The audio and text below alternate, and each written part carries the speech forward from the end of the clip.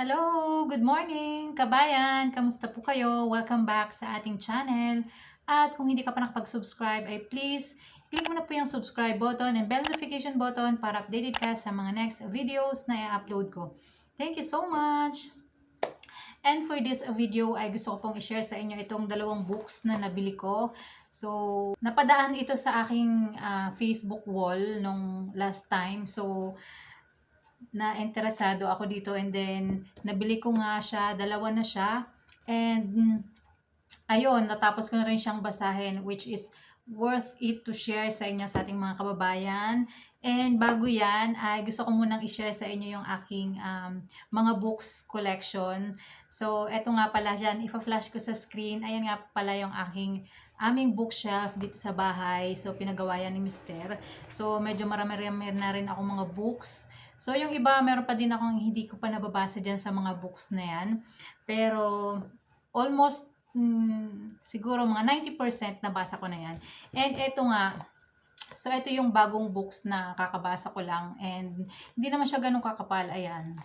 So worth it reading siya. So by the way, sa Shopee ko lang din to nabili. So ayun, lalagay ko na lang yung link sa description box o kaya sa comment section. So mura ko lang to siyang nabili, siguro 178 pesos, dalawa na. So, ito yung isang A Gentle Reminder and yung The Strength in Our Scars. So, ang author niya ay si Bianca Esparacino. So, nasa ano lang siya, nasa 150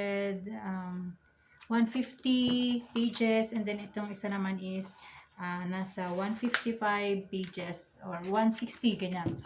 So, madali nyo lang siyang matatapos and okay yung mga ano niya, yung mga pages niya, hindi masyadong maliliit yung letters. So, kahit medyo malabo yung mata, okay lang.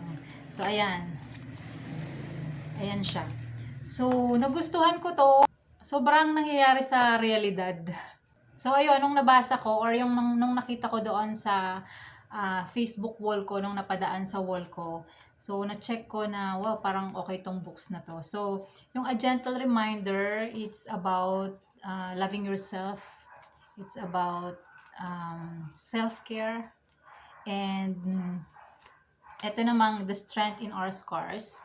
So, ito naman yung about healing. So, if ever na you feel broke, you feel down, you feel at your lowest. So, these books, alam kong makakatulong sa inyo. So, inspirational and motivational books itong dalawang to. So, bale, ayan.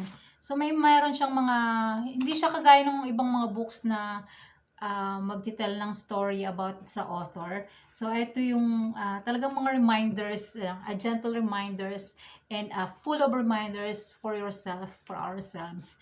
And, ayan, parang may mga quotations siya or motivation quotes. And then, ayun, talagang matatouch ka at pwedeng makarelate yan. So, ito yung isa dito sa gentle reminder. So, no person is sent to you by accident. So, like yung quotation na everything happens for a reason. So, every person na namimit natin or yung sinisend sa atin ni God is hindi siya by accident. So, meron siyang purpose. So, merong tayong tao na pwedeng makilala na mag-stay.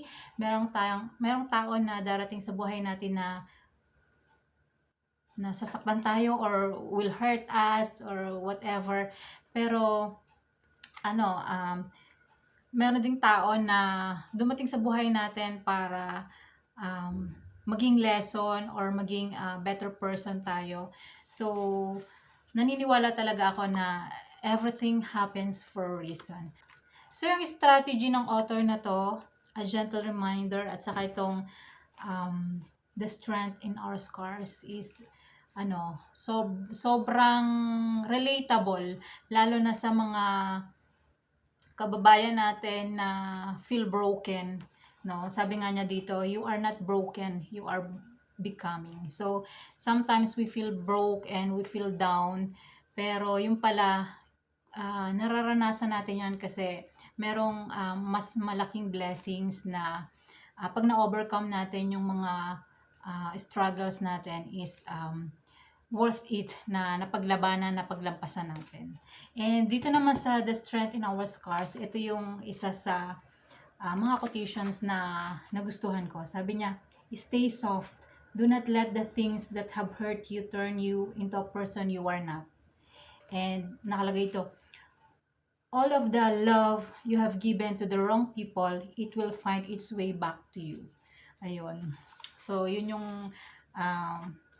tumatak dito sa akin sa book na to. So, if ever you feel bored, ganyan, at meron kayong mga pinagdadaanan, whatever it is, so, eto siguro yung book na maira-recommend ko, which is affordable, and hindi siya ganun kahaba, and hindi siya ganun kalalim yung mga words. So, madali siyang maintindihan, and madali tayong makaka-relate kasi yung mga nakasulat dito is possible talaga na nangyayari sa totoong buhay. So, lahat naman tayo merong mga pinagdadaanan, meron tayong mga past, meron tayong mga dark past, and meron tayong mga struggles sa buhay. So, ito yung books na pwede kong mai-recommend sa inyo na pwedeng makapag-inspire, makapag-motivate ulit, at pwedeng ma-realize natin na hindi lahat ng struggle or hindi lahat ng problema is problema lang. So, there are also problems and struggles na it's a blessing.